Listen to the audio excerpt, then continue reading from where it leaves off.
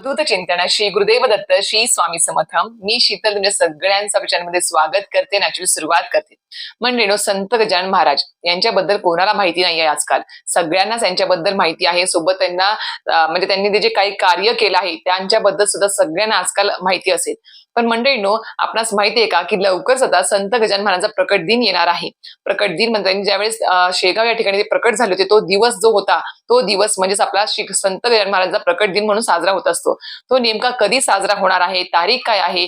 सोबत आपणास माहिती असेल की गजानन महाराजांच्या जीवनावरती श्री गजानन विजय ग्रंथ जो आहे, तो ग्रंथ जर आपण या प्रकट दिनापर्यंत जर आपण त्याचं पारायण केलं 7 दिवसांचं, 3 दिवसांचं किंवा 1 दिवसांचं, तर अतिशय उत्तम असणार आहे. कारण की असं मानलं जातं की हा जो श्री विजय ग्रंथ जो आहे गजानन महाराजांच्या जीवनावर आधारित, त्या ग्रंथाचं पारायण केल्याने विशिष्ट काळी, संकट काळी किंवा गुरुवारी का असेना किंवा रोज का असेना, तर नक्कीच आपल्या आयुष्यामध्ये सुख समृद्धी नांदते आणि भक्तांच्या सर्व समस्यांचं निराकरण होतं अशी मान्यता आहे. म्हणून तुम्हाला सांगते की आजच्या व्हिडिओमध्ये आपण हेच बघणार आहोत की संत गजानन महाराजांचा प्रकट दिन कधी साजरा होणार आहे, तारीख काय आहे. सोबत आपल्याला त्यांच्या जीवनावर आधारित जो काही श्री विजय ग्रंथ आहे, गजानन विजय ग्रंथ, याचं पारायण आपण 7 दिवसांचं, 3 दिवसाचं किंवा 1 दिवसीय कशा प्रकारे करायचं आहे आणि शेवटच्या दिवशी पारायणाची समाप्ती कशी करायची आहे, नैवेद्य काय दाखवायचं आहे, गजानन महाराजांचा प्रकट दिन कशा पद्धतीने साजरा करायचा आहे, याबद्दल संपूर्ण माहिती मला आजच्या व्हिडिओत भेटणार आहे. आणि अजून एक गोष्ट, संत गजानन महाराजांचा जो काही प्रकट दिन आहे तो माझ्यासाठी खूप खास आहे. तर नक्कीच म्हणजे माझ्यासाठी, माझ्या मिस्टरांसाठी खूप मोठा आणि खूप खास दिवस आहे. तर नक्कीच त्याबद्दल सुद्धा तुम्हाला आजच्या व्हिडिओमध्ये मी नक्कीच माहिती देईल. पण या संपूर्ण माहितीबद्दल तुम्हाला कुठलेही प्रश्न उद्भवू नये यासाठी तुम्हाला संपूर्ण व्हिडिओ पूर्ण शेवटपर्यंत बघावा लागेल. तर मंडळींनो, संत गजानन महाराजांचा प्रकट दिन येत्या 8 फेब्रुवारी 2026 रविवारी आलेला आहे. म्हणजे जेमतेम पुढल्या रविवारीच आपला श्री संत गजानन महाराजांचा प्रकट दिन साजरा होणार आहे. आता संत गजानन महाराजांचा प्रकट दिन माझ्यासाठी किंवा माझ्या मिस्टरांसाठी किंवा माझ्या कुटुंबासाठी का खास आहे, तर सुरुवातीलाच मी तुम्हाला सांगते. कारण की याच दिवशी माझ्या मुलीचा जन्म झाला होता.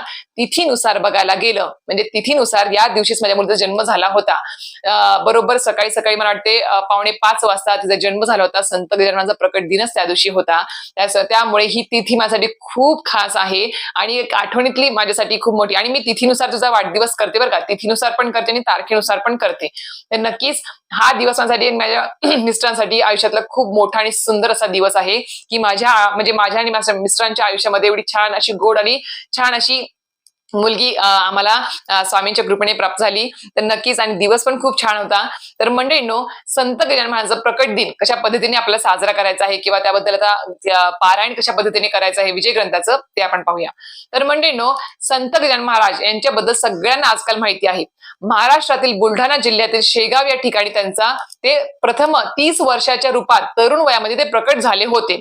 सोबत बघायला गेलं तर सन त्यावेळेस जो होता म्हणजे इसवी सन बघायला गेलं तर त्यावेळेस 23 फेब्रुवारी 1878 मध्ये 23 फेब्रुवारी 1878 मध्ये शेगाव या ठिकाणी 30 वर्षाच्या तरुण वयाच्या रूपात ते प्रकट झाले होते आणि प्रथम दिसले गेले होते. त्यानंतर त्यांनी शेगाव याच ठिकाणी 8 सप्टेंबर 1910 रोजी त्यांनी समाधी सुद्धा त्याच ठिकाणी घेतलेली आहे. त्याच्यामुळे शेगाव हे ठिकाण आहे ते संत गजानन महाराजांसाठी खूप मोठ्या प्रमाणात ते प्रचलित आहे. आजतागायत बघायला गेलं तर तिथे म्हणजे शेगावचं जे काही मंदिर आहे गजानन महाराजांचं, ते शिस्तबद्धतेसाठी, स्वच्छतेसाठी खूप मोठ्या प्रमाणात प्रचलित आहे. त्याचं नाव खूप मोठ्या प्रमाणात गाजलेलं आहे. म्हणून सांगते, शिस्त शिकावी तर गजानन महाराजांच्या मंदिरात ज्याप्रमाणे शिस्तबद्ध असते, स्वच्छता असते, त्याप्रमाणेच असावी असं म्हटलं जातं. पूर्ण शेगाव जे गाव आहे ते सुद्धा सर्व शिस्तबद्ध आणि स्वच्छतेसाठी खूप प्रचलित आहे. तर मंडळींनो, तुम्हाला आता संत गजानन महाराज कधी प्रकट झाले किंवा समाधी कधी घेतली ते तुम्हाला सांगितलं. पण आता सोबतच बघायला गेलं तर संत गजानन महाराजांचं जे काही कार्य आहे ते खूप मोठ्या प्रमाणात प्रचलित आहे. त्यांनी कधी अंधश्रद्धा मानली नाही, त्यांनी अंधश्रद्धेचं खंडन केलेलं आहे. त्यांनी जातीवाद कधी मानला नाही. उलट आपल्या सर्वसामान्य भक्तांमध्ये त्यांनी आध्यात्मिक उन्नती कशी होईल, सोबत प्रेमभाव आणि निस्वार्थ सेवा कशा पद्धतीने करता येईल याबद्दल त्यांनी जास्त जोर दिलेला होता त्यावेळेस. त्यामुळे त्यांनी कधी अंधश्रद्धेचं तर खंडन केलंच त्यांनी, पण त्यांनी जातीवाद सुद्धा कधी मानला नाही. त्यांचं कार्य खूप मोठ्या प्रमाणात आहे आणि दत्त संप्रदायातील ते गुरु म्हणून सुद्धा प्रचलित आहेत संत गजानन महाराज. म्हणून आपण बघायला गेलं जसे आपले साईबाबा आहेत, स्वामी समर्थ महाराज आहेत, त्याचप्रमाणे प्रमुख गुरूंपैकी संत गजानन महाराजांना सुद्धा मानलं गेलेलं आहे. खूप लोक आहेत जे गजानन महाराजांना मानतात, त्यांची सेवा रोज करतात, पारायण म्हणजे रोजची सेवा नामस्मरण रोज त्यांचं करतात. आणि असं म्हटलं जातं किंवा भक्तांना जर त्यांच्या सर्व समस्या दूर करायच्या असतील, अडचणी दूर करायच्या असतील किंवा त्यांच्या आयुष्यामध्ये सुख समृद्धी शांतता लाभावी असं वाटत असेल, किंवा अजून एक गोष्ट म्हणजे जेव्हा संकट काळ येतो त्या अडी अडचणीच्या किंवा संकटाच्या काळात जर तुम्ही हा श्री गजानन विजय ग्रंथ जो अत्यंत पवित्र आणि प्रासादिक ग्रंथ मानला गेला आहे, त्याचं जर तुम्ही पारायण किंवा रोज 3-3 अध्याय जर वाचले किंवा रोज त्याचं तुम्ही वाचन केलं, का गुरुवारी असेल वाचन केलं किंवा प्रकट दिनाच्या निमित्ताने पारायण केलं, तर खरं सांगते खूप मोठी अनुभूती तुम्हाला येते आणि सोबत तुम्हाला भरभरून त्यांचा आशीर्वाद देखील प्राप्त होतो. अशा प्रकारचं हे श्री गजानन विजय ग्रंथ आहे. आता हा जो श्री गजानन विजय ग्रंथ जो आहे तो श्री आपल्या गजानन महाराजांच्या लीलांवरती त्यांच्या आयुष्यावरती तो आधारित ग्रंथ मानला गेला आहे. सन 1939 रोजी या इसवी सन मध्ये सुप्रसिद्ध कवी आहेत बघा, संत दास गणू म्हणून आहेत, त्यांनी हा ग्रंथ जो आहे तो ओवीबद्ध केला होता.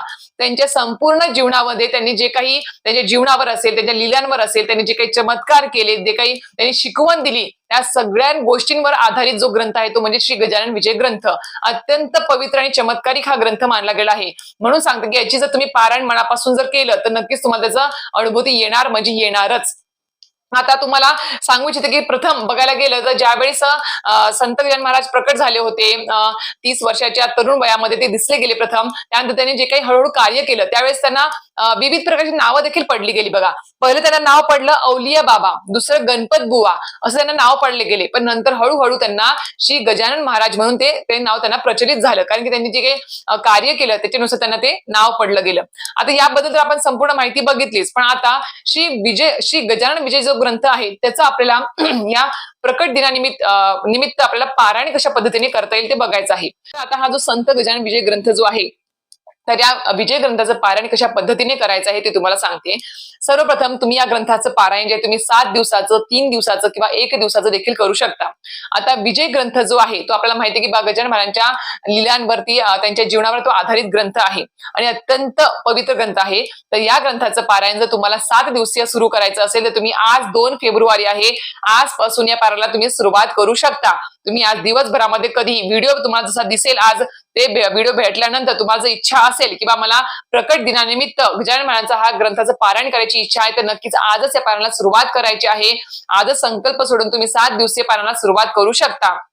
अजून एक गोष्ट, आज 2 फेब्रुवारी 2, 3, 4, 5, 6, 7, 8 बरोबर 8 तारखेला म्हणजे पुढच्या रविवारी संत गजानन महाराजांचा प्रकट दिन आहे. त्या दिवशी तुमची समाप्ती होईल, पूर्ण शेवटचा अध्याय वाचून तुमची समाप्ती होऊन जाईल आणि तुम्ही प्रकट दिन सुद्धा साजरा करायचा आहे. नैवेद्य आरती सर्व काही मी सांगेल पुढे जाऊन तुम्हाला, ते सर्व काही तुमचं 7 दिवसांचं पारायण तुमच्याकडून घडू शकतं. आता विजय ग्रंथाचा जो काही ग्रंथ जो आहे त्याच्यामध्ये टोटल तुम्हाला 21 अध्याय दिलेले आहेत. 21 अध्यायांचं हे पूर्ण ओवीबद्ध ग्रंथ आहे आणि या 21 अध्यायाचं जर तुम्हाला 7 दिवसाचं पारायण करायचं असेल तर तुम्ही आज 3 अध्याय, उद्या 3 अध्याय, 3 अध्याय, रोज 3 अध्याय म्हणजे आज 1, 2, 3, 4, 5, 6, 7, 8, 9, 10, 11, 12 असं करत करत तुम्हाला 8 तारखेला शेवटी तुम्हाला 19, 20, 21 असे तुमचे शेवट 3 अध्याय येतील आणि तुमचं पारायण समाप्त होऊन जाईल. हे झालं 7 दिवसाचं पारायण. आता तुम्हाला 3 दिवसाचं जर पारायण करायचं असेल तर तुम्हाला कधी सुरू करावं लागेल तर तुम्हाला 6 तारखेला हे पारायण सुरू करावं लागेल. 6, 7, 8 तर तुम्हाला शुक्रवारी पारायणाला सुरुवात करावी लागेल. संकल्पयुक्त पारायण करा 3 दिवसाचं. आता 6, 7, 8 3 दिवसाचं जर तुम्हाला या विजय ग्रंथाचं पारायण करायची इच्छा असेल तर तुम्हाला 7, 7, 7 म्हणजे पहिल्या दिवशी 7, दुसऱ्या दिवशी 7 आणि तिसऱ्या दिवशी 7 तर तुम्हाला 3 दिवसाचं 7, 7, 7 असं तुम्हाला अध्यायांचं पारायण करायचं आहे. ते पण तुम्हाला प्रभावी ठरणार आहे. आणि सोबत ज्यांना 7 दिवसाचं 3 दिवसाचं पारायण करणं शक्य नाही आहे त्यांनी 1 दिवसीय पारायण म्हणजे 8 तारखेला रविवार आहे त्या दिवशी एका बैठकीत बसून तुम्ही पूर्ण 1 ते 21 अध्याय पूर्ण विजय ग्रंथाचे वाचन करायचं आहे, पठण करायचं आहे आणि त्याचं पारायण पूर्ण 1 पाठ पूर्ण करायचं आहे. त्या दिवशी तुम्हाला पूर्ण नैवेद्य आरती प्रकट दिन साजरा करायचा आहे. उद्यापन देखील त्या दिवशीच करायचं आहे. तर अशा प्रकारे तुम्ही 7, 3 आणि 1 दिवसाचं या विजय ग्रंथाचं पारायण करू शकता. अत्यंत प्रभावी आहे, करून बघा. मी खरं सांगते खूप छान प्रभावी असं आहे. भक्तांच्या सर्व मनोकामना पूर्ण करणारं, आयुष्यात सुख समृद्धी आणणारं, सर्व संकट निवारण करणारा असं ग्रंथ आहे. आणि ज्यावेळेस आता समजा आता प्रकट दिन झाल्यानंतर जर समजा तुमची इच्छा असेल की मला गजानन महाराजांची सेवा रोज करायची आहे किंवा आठवड्यातून एकदा तरी का होईना माझ्याकडून त्यांची सेवा झाली पाहिजे तर तुम्ही रोज 3 अध्याय तुमच्या वाचनामध्ये ठेवू शकता रोजच्या सेवेमध्ये. सोबत तुम्ही प्रत्येक गुरुवारी का होईना ज्यावेळेस आपण बघा आपले जे गुरु आहेत म्हणजे साईबाबांचा गुरुवार मानला जातो, स्वामी समर्थ महाराजांचा गुरुवार मानला जातो, दत्त महाराजांचा गुरुवार मानला जातो, त्याचप्रमाणे गजानन महाराजांचा सुद्धा गुरुवार मानला जातो. कारण की प्रमुख गुरूंपैकी सुद्धा गजानन महाराज हे मानले जातात. त्यामुळे गुरुवारी सुद्धा तुम्ही विजय ग्रंथाचं 1 दिवसीय पारायण करू शकता. 1 ते 21 अध्याय एका बैठकीत वाचायचे आहे. आणि हो, पारायण करत असताना मी तुम्हाला सांगेल की बा सर्व नियम अटींचं पालन करूनच तुम्ही ते पारायण करा, तरच तुम्हाला ते, आणि हो संकल्पयुक्त पारायण करा, तरच तुम्हाला तत्काळ फलप्राप्ती देणारं ठरू शकेल. अजून एक गोष्ट, पारायण तर ह्या पोथीचं करायचं आहे, पण सोबतच तुम्हाला एक माळ रोज पारायण झाली किंवा पारायणाच्या अगोदर किंवा नंतर एक माळ तुम्हाला गणगणगणात बोते, गणगणगणात बोते, गणगणगणात बोते अशी एक माळ तुम्हाला रोज करायची आहे, किंवा जास्त करा, 11 माळी करा चालेल. तुम्हाला जेवढी इच्छा असेल तेवढं तुम्ही यथाशक्ती जपमाळ करू शकता गणगणगणात बोते या नामस्मरणाचं किंवा या वाक्याचं. तर नक्कीच तुम्हाला हे नामस्मरण आणि त्या पोथीचं पारायण करायचं आहे. आता पारायणाची पद्धत कशी आहे तुम्हाला सांगते. पद्धत सांगली, पण आता सुरू कसं करायचं किंवा दिनचर्या कशी असावी ते सांगते. तर समजा तुम्ही आज पारायणास सुरुवात केली, तर आज तुम्हाला 1, 2, 3, 7 दिवसाचं पारायण करणार असाल तर सांगते आहे. ज्या दिवशी तुम्ही पारायण करणार आहात त्या दिवशी सकाळी लवकर उठायचं आहे, शुचिर्भूत व्हायचं आहे, घर स्वच्छ करायचं आहे, घरात सर्व ठिकाणी गोमूत्र तुम्हाला टाकायचं आहे. आता जर तुमच्या घरामध्ये गजानन महाराजांची मूर्ती असेल किंवा गजानन महाराजांचा फोटो असेल, त्याला स्वच्छ पुसायचं आहे, त्यांना अष्टगंध किंवा तुम्ही अष्टगंध लावायचा आहे, त्यांना फुलं अर्पण करायची आहे, त्यांना तुम्ही धूपदीप दाखवायचा आहे, आणि तिथे तुम्ही देवघरातच तुम्ही त्यांची पूजा अर्चा करून पारायण करू शकता. वेगळी मांडणी करायची गरज नाही. जर तुम्हाला वेगळी मांडणी करायची इच्छा असेल, जागा असेल घरामध्ये, तर तुम्ही नक्कीच वेगळी मांडणी देखील करू शकता, चालेल. चौरंगावर पाटावर तुम्ही करू शकता. पण ज्यांना जागेची प्रॉब्लेम आहे, अडचण आहे, त्यांनी देवघरात जरी फोटोची पूजा अर्चा करून त्या देवघरासमोर जरी पारायण केलं तरी सुद्धा चालणार आहे. आता तुम्हाला सांगितलं की बा गजानन महाराजांचं तुम्ही मूर्ती असेल तर तुम्ही गणगण गणात बोते म्हणून तुम्ही ज्या दिवसापर्यंत तुमचं पारायण चालू आहे, जेवढे दिवस तेवढे रोज त्यांचा अभिषेक तुम्ही रोज करा त्यांच्या मूर्तीवरती गणगण गणात बोते म्हणून. आणि फोटो असेल तर फक्त गणगण गणात बोते म्हणून तुम्ही त्यांना सर्व गोष्टी त्यांचे म्हणजे फोटो पुसणे असेल, अष्टगंध लावणे असेल, हार अर्पण, फुल अर्पण करणे असेल, हे सर्व नामस्मरण करत करत करायचं आहे आणि देवघर त्यांना तिथे स्थापित करायचं आहे. ते केल्यानंतर तुम्हाला जो आता धूपदीप तिथे देवघरासमोर लावायचा आहे किंवा तुम्ही तुमची पूजा मांडणी केली असेल वेगळी, तिथे लावायचं आहे, रांगोळी वगैरे काढायची आहे, आणि त्याच्या समोर तुम्हाला बसून आपल्याला आसनावर बसून तुम्हाला श्री विजय ग्रंथाचं पारायणाला सुरुवात करायची आहे. मग तुमचं किती दिवसांचं पारायण असेल, 7 दिवसांचं, 3 दिवसाचं किंवा 1 दिवसीय, पण अशा पद्धतीनेच मला पारायण करायचं आहे. आणि हो, पोथीला किंवा समोर तुम्हाला गोडाचा नैवेद्य, शिरा असेल, खडी साखर असेल, गुळ खोबरं असेल किंवा साखर एखादं फळ असेल, हे तुम्हाला तिथे दाखवायचं आहे. आणि हो, पोथीचे पारायण रोज करताना ज्यावेळेस तुम्ही वाचत आहात, पारायण करत आहात, त्यावेळेस रोज पोथीला हळद, कुंकू, अक्षता, फूल अर्पण करायचं आहे, धूपदीप दाखवायचे आहे, त्यानंतर तुम्ही ते वाचन करायचं आहे.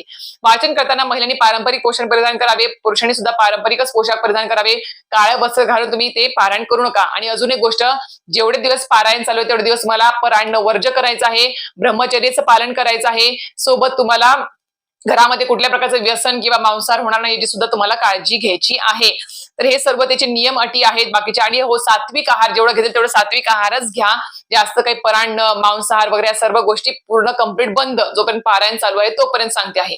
आता अशा पद्धतीने तुम्हाला ते पारायण करायचं आहे, सर्व गोष्टी सांगितल्या. आता ज्या दिवशी शेवट दिवस तुमचा येईल, आता म्हणजेच 8 तारखेला प्रकट दिन आहे, तर या दिवशी सुद्धा तुम्हाला सकाळी लवकर उठायचं आहे, शुचिर्भूत व्हायचं आहे, सर्व घर स्वच्छ करून तुम्हाला उंबऱ्यावरती हळदीचं लेपन करायचं, कारण की गजानन महाराजांचा प्रकट दिन आहे. त्या दिवशी सुद्धा तुम्हाला विशिष्ट पद्धतीने तुम्ही पंचामृताने किंवा साध्या प्यायच्या पाण्याने तुम्ही गजानन महाराजांच्या मूर्तीवरती तुम्हाला अभिषेक करायचा आहे. फोटो असेल तर तुम्हाला सांगितलं कशा पद्धतीने तुम्ही ते पूजा करू शकता. ते केल्यानंतर आता ठीक आहे, तुम्ही जेवढे दिवस पारायण चालू होतं तेवढे दिवस तुम्ही विशिष्ट मांडणी केली नाही, पण जर तुम्हाला इच्छा असेल की आज प्रकट दिन आहे, मला विशिष्ट वेगळी मांडणी करायची आहे पाटावर, चौरंगावर, तुम्ही करू शकता. तिथेच तुम्हाला तो फुलं वगैरे सगळं काही नैवेद्य वगैरे सगळं दाखवायचं आहे. आता सगळ्यात महत्वाची गोष्ट, 7 दिवसीय पारायण असेल तर 3 अध्याय शेवटी दिवशी येते, ते 3 अध्याय वाचून तुम्हाला नंतर नैवेद्य, आरती सर्व काही करायचं आहे. अजून एक गोष्ट, 3 दिवसाचं असेल किंवा 1 दिवशी असेल, संपूर्ण पारायण पूर्ण झाल्यानंतरच आपल्याला अन्नाचं नैवेद्य दाखवायचं आहे, आरती करायची आहे. आणि आपल्याला त्याच्यानंतर तुम्हाला दान धर्म नक्कीच करायचा आहे. म्हणजेच ब्राह्मण भोजन असेल किंवा तुम्ही जोडपं जीव घालणं असेल किंवा दान धर्म करणे असेल, गजाननाचं मंदिर असेल जवळपास कुठे, तिथे जाऊन तुम्ही त्यांना दान धर्म करणे असेल, तिथे अन्नदानामध्ये सहभाग घेणे असेल किंवा देणगी देणे असेल, तर ह्याच्यामध्ये तुम्ही सहभाग नक्कीच घ्यायचा आहे. त्यावेळेस तुमचं उद्यापन ते पूर्ण होतं. अजून एक गोष्ट, आपल्याला आता नैवेद्य, सगळ्यात महत्वाचं नैवेद्य काय दाखवायचं ह्या दिवशी, तर सगळ्यात मोठ्या सगळ्यांना प्रचलित आहे हा नैवेद्य गजानन महाराजांचा, तो म्हणजेच काय, पिठलं भाकरी. काही ठिकाणी पिठलेला बेसन म्हणतात, म्हणजे बेसन भाकरी किंवा पिठलं भाकरी त्याला म्हणा, आणि सोबत ठेचा मिरचीचा, आणि सोबत तुम्हाला आंबाड्याची भाजी, आणि गोड म्हणून शिरा किंवा एखादा तुम्हाला दुसरं काहीतरी गोड पदार्थ तुम्हाला तिथे नैवेद्यामध्ये ठेवायचा आहे. आणि हाच नैवेद्य आपल्याला त्या दिवशी नक्कीच दाखवायचा आहे. म्हणून सांगते की पारायण पूर्ण करायचं, शेवटी दिवसाचं एक दिवसीय पारायण पूर्ण करायचं, नैवेद्य दाखवायचा, आरती करायची, आणि त्याच्यानंतर तुम्हाला शिधा ब्राह्मणाला देणे असेल किंवा कुणाला जीव घालणे असेल किंवा मंदिरात जाऊन अन्नदानामध्ये सहभाग करणे असेल तर यामध्ये सहभाग नक्कीच घ्यायचा आहे. आणि अशा पद्धतीने तुम्हाला तुमचं गजानन महाराजांचा प्रकट दिन साजरा करायचा आहे आणि उद्यापन देखील करायचं आहे. मला तरी वाटतं की संपूर्ण प्रश्नांची मी उत्तरं दिलेली आहे. तरी सुद्धा काही अजून प्रश्न असेल तुम्हाला या पारणा संबंधित किंवा आणि अजून एक गोष्ट, मासिक धर्मामध्ये सुद्धा या सेवा करू नये आणि फक्त नामस्मरण मनात मनात करत राहावं, गणगण गणात बोते, बस एवढंच करत राहावं. तर अशा प्रकारे तुम्हाला संपूर्ण माहिती दिलेली आहे. तरी सुद्धा काही प्रश्न असतील, काही अडचणी असतील तर नक्कीच कमेंट बॉक्समध्ये विचारा. नक्कीच त्या प्रश्नांचं उत्तर द्यायचं मी प्रयत्न करेल. तर अशा प्रकारे आजचा व्हिडिओ माहिती आवडली असेल तर नक्कीच व्हिडिओ लाईक, शेअर आणि सबस्क्राईब करायला विसरू नका. श्री स्वामी समर्थ.